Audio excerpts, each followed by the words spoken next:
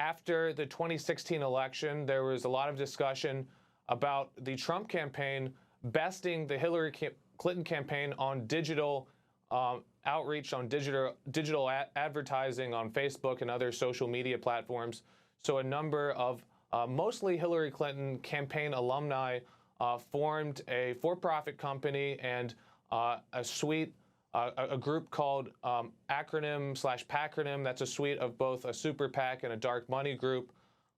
These individuals raised tens of millions of dollars, largely from big Democratic donors, folks on Wall Street, in Silicon Valley, and Hollywood. And they promised a robust response to the Trump agenda, to face Trump in 2020.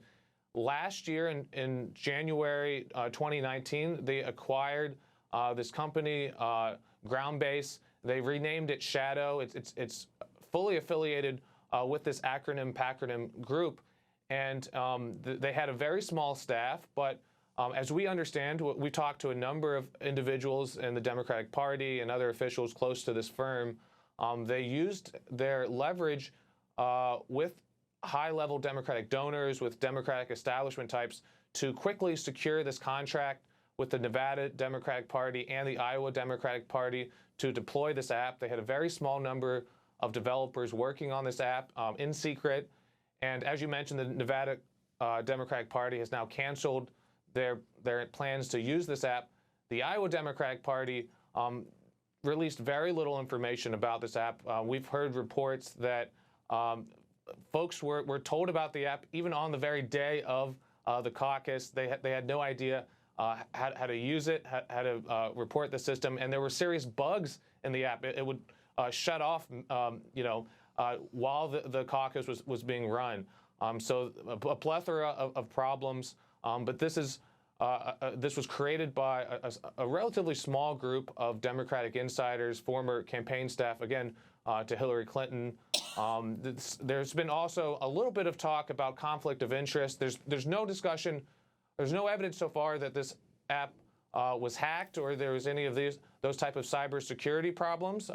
That's still being evaluated, but there's no evidence of that. But there is some question about the appearance of conflict of interest.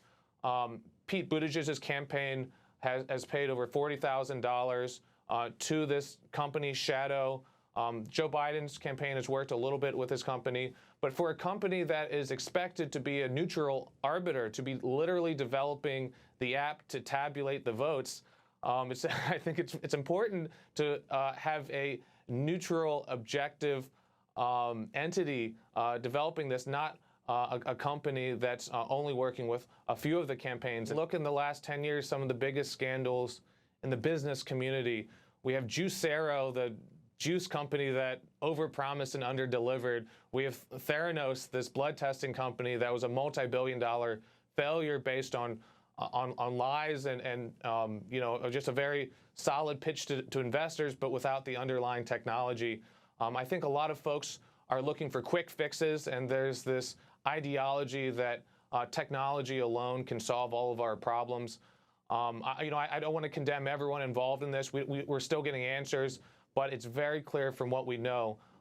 There was this pitch to high-level Democratic donors that this company, these individuals, could deliver a powerful platform in a short amount of time, and the kind of most basic questions weren't asked, and the product simply didn't work.